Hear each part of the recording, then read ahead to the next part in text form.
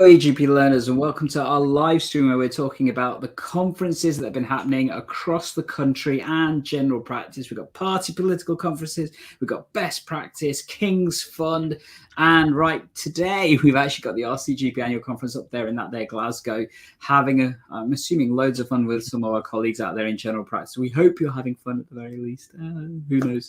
But yeah, how are we doing there, Andy? Yeah, pretty good. Yeah. So we're talking about the conferences today, or just acknowledging what's going on, and then we've got a few news stories that we've picked out.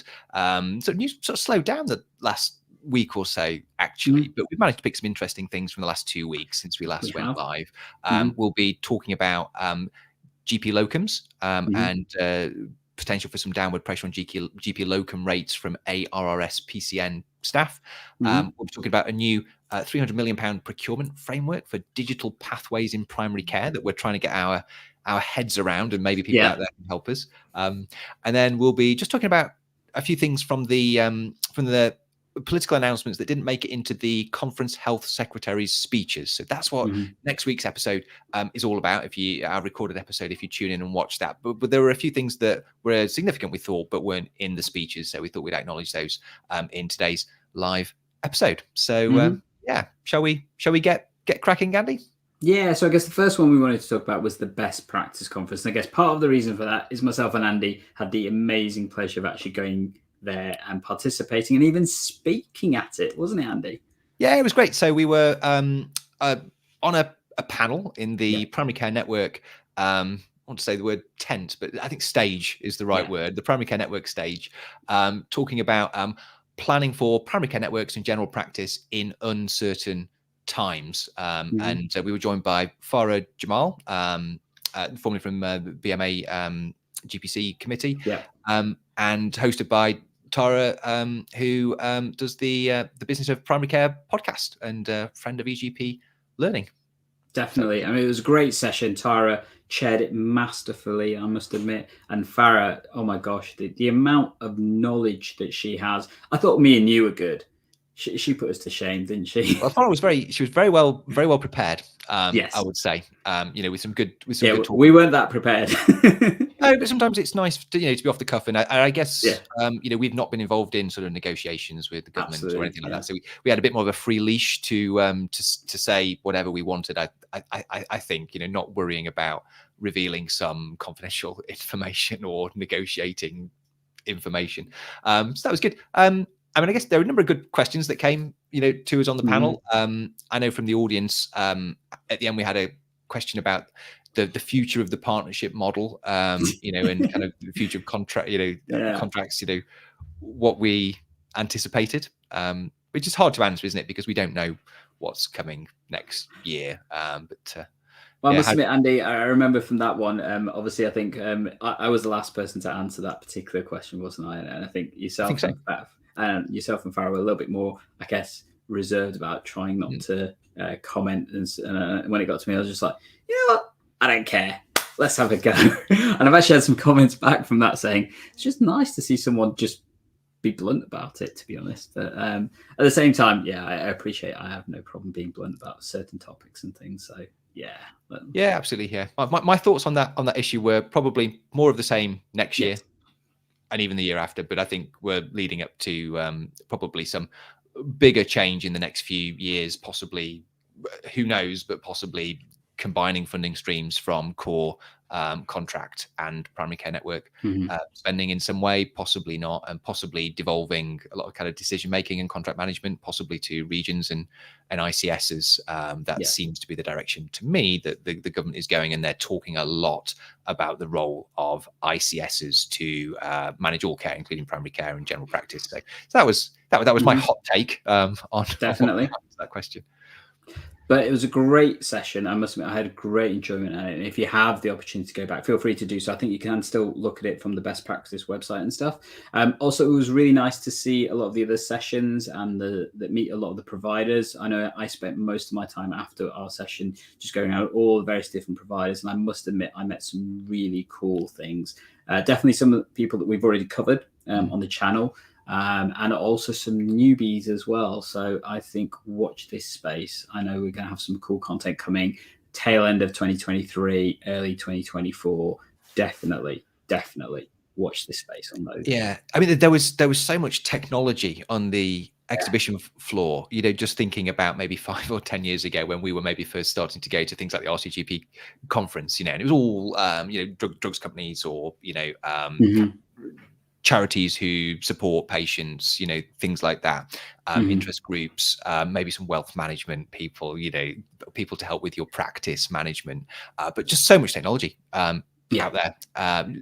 So much. That was a big thing for me to notice.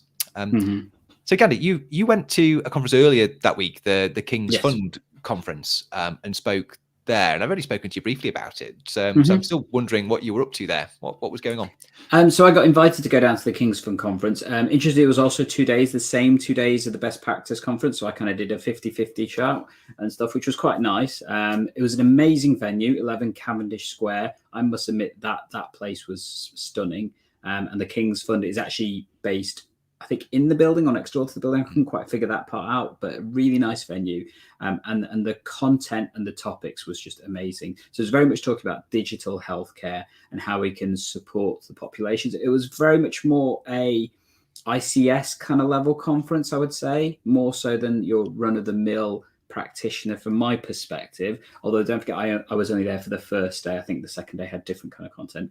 One cool thing, I got to meet Dr. Partha Carr officially. So for those who don't know who he is, Partha is an amazing individual. He's done so many cool things. That he has, in my view, changed the landscape of diabetes care for the entire British population. What he has done for diabetes care is just unbelievable. But also very much talks around other elements like racism in healthcare and that kind of stuff, and leadership in particular. So it was great to finally meet up with him. And I was absolutely shocked because he ended up being about almost 1.5 feet taller than I thought he was, because I normally only see pictures of him, and I didn't realize he was actually that tall. And we got a photo together, and he's literally like a head taller than me and stuff. So yeah, so I saw the picture on Twitter, I think, or X, and so absolutely. Yeah, so really good. What were you talking about, Gandhi? So I was asked to come and talk about the contribute to the panel session they had on the NHS app. It was a great session from my perspective, not just because I was speaking, but actually being able to participate in it. So they had a representative from the NHS app design team, Michael, and they also had Rachel Power, who's from the Patients Association as well, and getting perspectives from both of us in terms of what does that, how can the NHS app change things, and very much I was speaking from a perspective of how it can be really beneficial for patient care. Some of the challenges, in particular, obviously prospective access, which kicks off in a couple of weeks for majority of the practices across the whole of the country, and the legalities and the challenges that come with some of that. But also, it seems very much many people were frustrated around the disconnect between the information travel and stuff. I know Michael gave some amazing news, I thought. Some of the developmental stuff that's coming in the NHS app, particularly for us in general practice. So it's going to be a really geeky thing, okay? But it's a really small thing, but I think it's going to be game-changing. So potentially in the very near future, patients will be able to access their barcode for their prescriptions on the NHS app directly, okay? And now Andy's probably thinking... any pharmacy and grab your script from any pharmacy, essentially. Exactly. So for those of you who have had these problems, obviously we know that stock shortage is a massive issue, but also sometimes you just want to go to a different pharmacy rather than your regular one to collect your prescriptions. But there's this whole issue of the scripts being sent back up to the spine, potentially even sometimes having to generate a new prescription because of the weird rules about how scripts work electronically and stuff.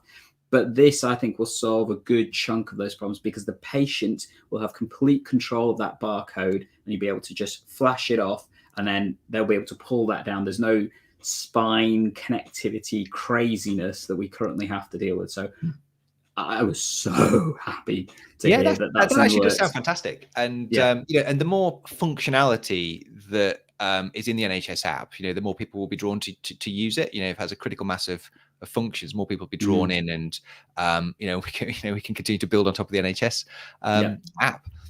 So, and I guess the last little thing that was a bit of a kind of ego booster for me, if I'm being absolutely honest. So quite a few people asking questions were just like, Really love your video on how to use the NHS app, and the fact that it's higher rated than the NHS app's own video about the NHS app in terms of use and stuff. So that was a really nice little buzz thing. But definitely, it was a great session. Really thankful to the King's Fund for inviting me. I had a great time. Got to meet some interesting stuff as well. Andy, you might like to know this. The company that has now bought Hopin was actually there, Ring Central. Oh, so we love Hopin. We do. For remote conferences. Yes, so Hopin's actually just been bought out by another company called Ring Central, and they also provide. So they're a company that provide telecommunications to hospital trusts as well, apparently. Okay.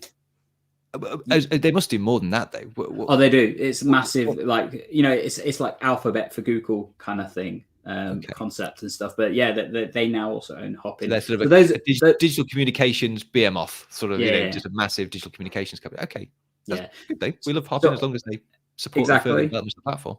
So all of our viewers now watching me and Andy geek out slightly, that's because we use Hopin for our conferences stuff. It's an amazing product. We love it. We absolutely love it and stuff. And yeah, so it was just a little bit of tidbit I haven't told Andy about because I haven't told No, it's great. Yeah. It's a great product. Reproduces the feel of a sort of physical conference, but for digital remote conferences, it's a really, really great product. Check it out. That's good. Definitely. So I guess in the final conference, unless you have something else to say about King's Fund. No, that's everything. All I would say is if you do get the opportunity to ever go to a King's Fund event, take it. Awesome. Really good event. I really enjoyed it. I think I'll do that. I've not been to a King's Fund event, so maybe that's could be on my CPD for next year to go along for something, because they do a lot in inequalities, which is a space I'm really interested in now. So that should go on my list of things to do. So the other conference that's going on, and is that we're not too closely involved with it, is the RCGP conference. So I guess really just to say hello to everyone up there in Glasgow. Hello. If you're watching this rather than going to a fringe event in the evening, get out and go to a fringe event and watch the recording of this. But hopefully you're having a good time. I mean, it looks like they've got the sort of usual suspects up there. I was just looking at the list of speakers, just emails catching up. So we've got quite a lot of people from the college, from GMC, from NHS England. Looks like quite a diverse set of people speaking up there. And actually, I love RCGP conference. I've had a fantastic time when I've been there before. Lots of positive energy, and if you're feeling a little bit sort of down about general practice, it normally cheers me up, at least. That was good. I guess just some commentary on that. One thing I haven't seen on there, and you can correct me if I'm wrong, Andy, normally the Secretary of State for Health does do a flyby at the RCGP annual conference. Did you see that Steve Barclay's face is not there, I guess? So I've not heard. I'm sure we would have heard if he'd done the keynote this morning. There would have been something in Pulse about that. I'm sure that can't have happened. Let's have a look who did the keynote. Plenary. We haven't planned this part. One of the things about going live. A little bit disconnected. It's difficult for me to understand where the was. Okay, we're not sure, but we're pretty sure it wasn't Steve Barclay. So and I guess there has been a little bit of controversy around the RCGP conference as well. So I know, Andy, you spend a lot less time on Twitter, or X as it's now called, but apparently one of the sponsors was a PA company, and there's lots of stuff going on around about PAs and general practice and health and the NHS and stuff. So interesting, a lot of people commenting on, is that an appropriate sponsor given some of the other stuff that we're seeing, which I guess leads into our news story about locums and stuff, doesn't it, Andy? Oh, that's a really good transition, Gandhi. That's great. Segue. So this was obviously we weren't live last week, so this was sort of from not in the last 7 days, but since we were last doing this live episode. GP locums asked to reduce rates to compete with ARRS staff. So I think that was a GP locum agency has asked people working for that agency to consider lowering their rates because of a dip in demand for GP locums. And the reason that's cited for that is that those new roles, which are now in general practice, first contact physios, increasing use of nurse prescribers as well, physicians associates. Not all of these are funded through ARRS staff, but many of them are. Nurses are not funded, but the other roles are paramedics. That there's a reduced demand for GP locums in some areas due to that, which was really, really interesting and sparked a lot of debate, I think, on social media, which was interesting. Yeah, did you pick up anything on this story with your ear to the ground on X?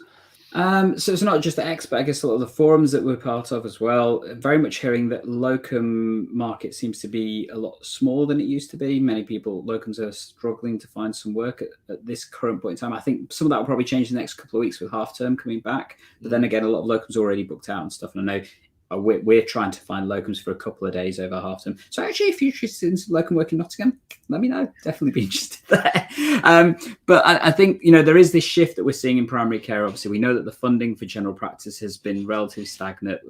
The government repeatedly tells us about the fact that there is no planned increases for general practice. I know we covered the whole 6% increase, which is actually only 2.4% increase in our previous episode for the global sum. And obviously that has an impact because in many practices, that's not even going to be enough to cover the pay increases for their existing staff. So therefore, practices are very much cutting back on funding. And then, like you said, there's the additional resource of the ARS roles, which are supplementing some of that. So therefore, practices, I think, are now seeing some of the benefits of MDT working and also some of the challenges of that. And therefore, as a result, are looking at other roles to supplement, to be honest, workload, because it is cheaper. Whether it's beneficial is another question I think many people are asking. And I think there's absolutely situations where they can be really effective, and that absolutely situations where a GP locum is far more effective in terms of what you need them to do. But it's a balance, isn't it? And like you say, in some areas, this is becoming a bit of an issue. Yeah. It's about balancing that skill set, and also, as you were alluding to, Gandhi, it's about the affordability to practices, which is the other side of this, supply demand equation, because practices are having to really kind of eat those GP partners are having to eat the increase in remuneration for other members of staff. Quite a lot of staff are working at or around minimum wage in general practice, and they had an over 10% pay rise since April, and then a lot of that 6% pay increase for salaried GPs. I know the RCN have asked their nurses to send a letter to their general practice employer. We got one from our nurse today saying, where is our 6% increase? Please give us that. So and that really isn't entirely covered by the increase in money to general practice. So they're having to eat that. Also, last year there was more sort of winter funding, kind of COVID relief kind of funding around, which has been around for the last few years, which probably helps support demand for locums as well. And I think that's being, I'm not seeing that on the cards so much this year. So that will also affect the equation. So, so interesting times for GP locums. So we've spoken for a long time about there being sort of fewer incentives for people to take up substantive and salaried posts and partnerships because of how attractive locum work has been. So it may be that the pendulum is swinging back in the other direction, and people might be drawn more to salaried posts if they're still there. Well, I think we are seeing that in many places. People are looking more for salary roles because of the protection it brings, and also the DDRB increases, which are written into GMS contracts as well. So that has some benefit. It'd be interesting to see what the BMA plan to do and the GPC in terms of some of this stuff, because actually how sustainable does this making? And actually I'm starting to see a little bit more of that whole partner sessional kind of conflict coming in a little bit. So it'll be interesting to see how this works and stuff. And so I think, it's going to be interesting stuff, I think. But yeah, absolutely. But I guess, go on. Yeah, so just before we go on to the next news story, I thought probably worthwhile we do bring in our live viewers briefly for everyone to have a look at and stuff and things. So just a couple of shout outs. So, we mentioned that Christina and Miss Melody are jumping on. Christina, great shout out. Please stay unprepared. Much better. Love you being able to say what you think. So this was in relation to our best practice stuff. And then Christina also coming in about the NHS app, how she loves it and how she's saved herself and having to make contact with various different things and stuff. Miss Melody chucked in Game Changer. I think this was around the barcode stuff for the NHS app and things. And also Dave jumping in about the fact that he agrees that the RCGP conference is fun, but the cost is a bit steep. I'm going to be honest, Dave, I completely agree with you on that one.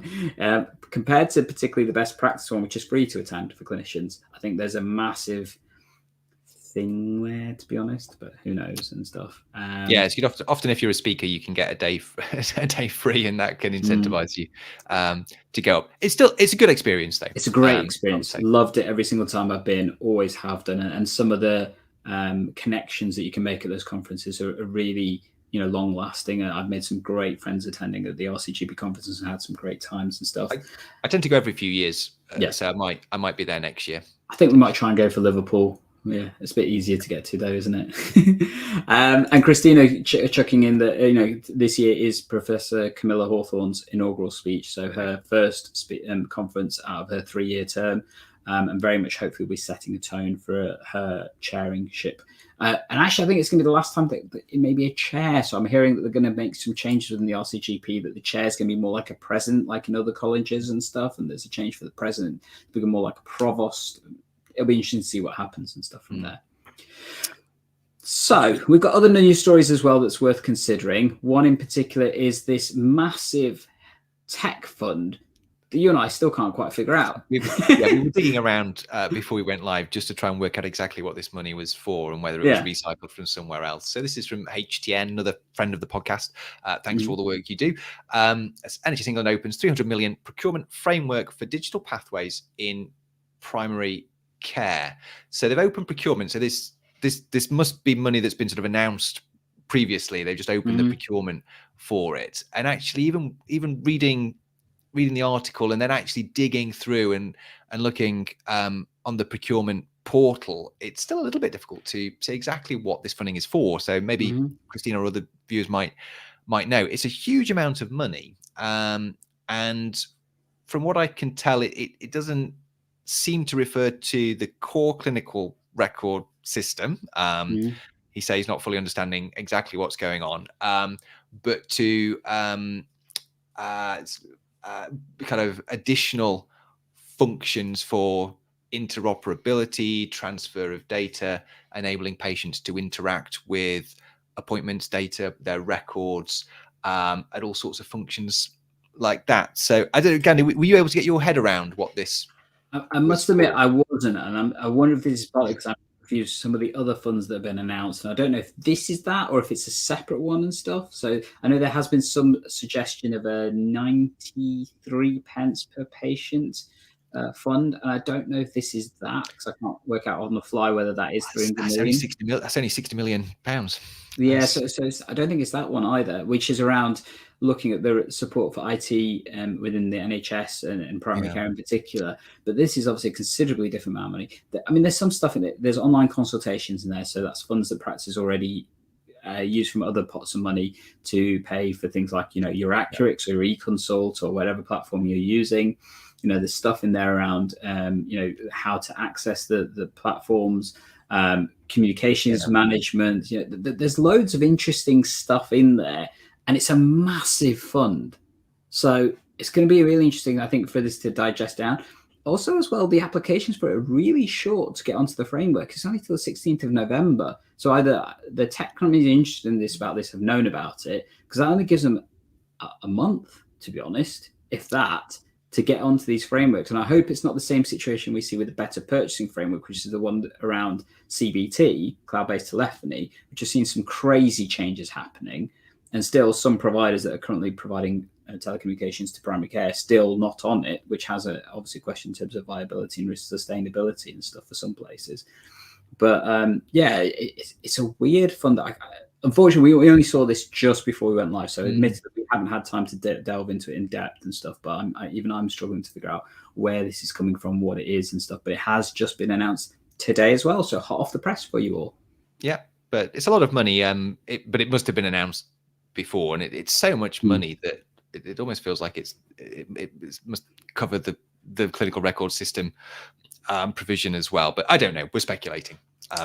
So I guess Dave chipping in about, we've been told read the 93 pence per patient for digital tools, but this seems to include some of that, which is what's really confusing me. So I don't know. Maybe that's included within this. Who knows?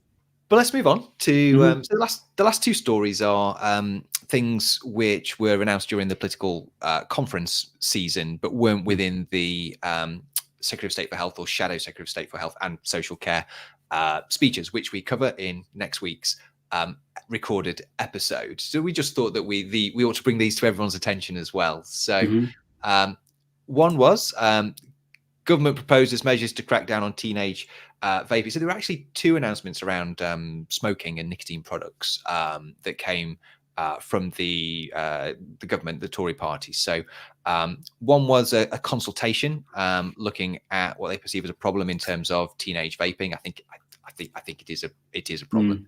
I think we would all acknowledge that, and how that might be addressed.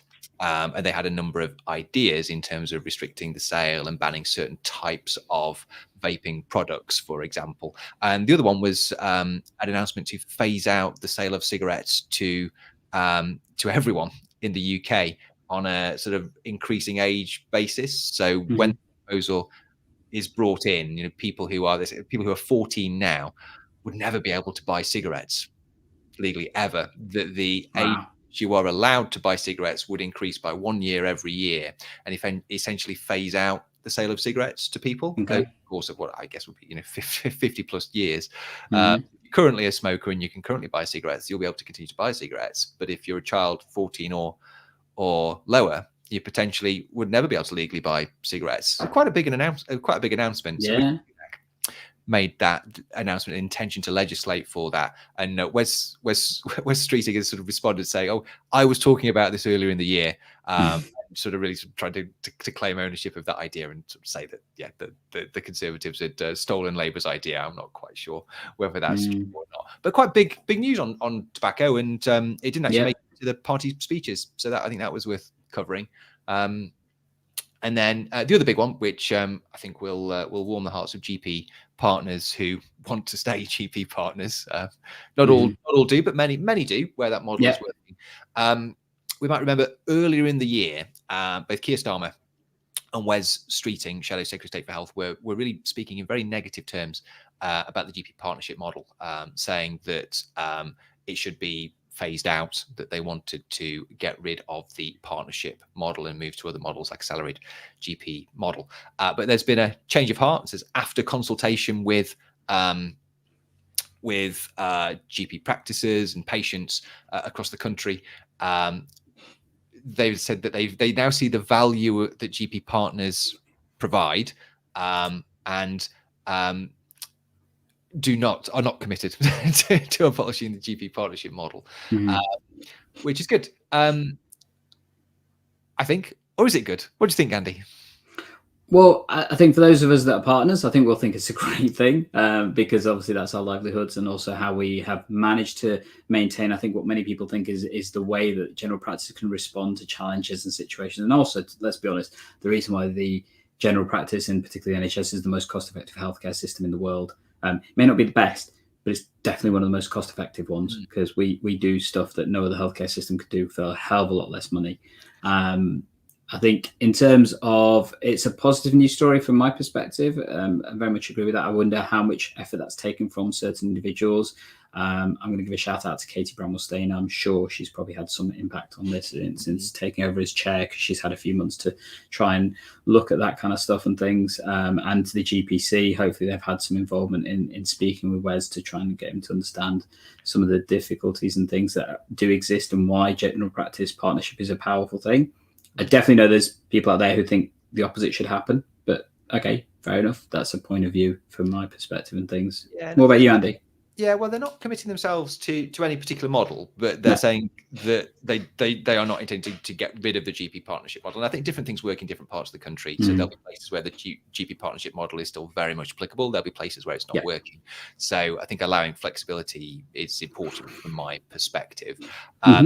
They do acknowledge the value of the GP partnership model, and they particularly talk about it enables people to serve for a long time in a community, or has traditionally enabled people to serve for a long time in a community and make deep connections with the community that they serve. And they really acknowledge that. So it feels like they've really got the message around that, because I think that is true. And they also acknowledge that there's a tension between, so they do talk about the tension between existing partners and people who talk about the value of the partnership model, particularly to patients and the health service, and the fact that newer GPs increasingly appear to not want to take up partnerships or participate in the partnership model.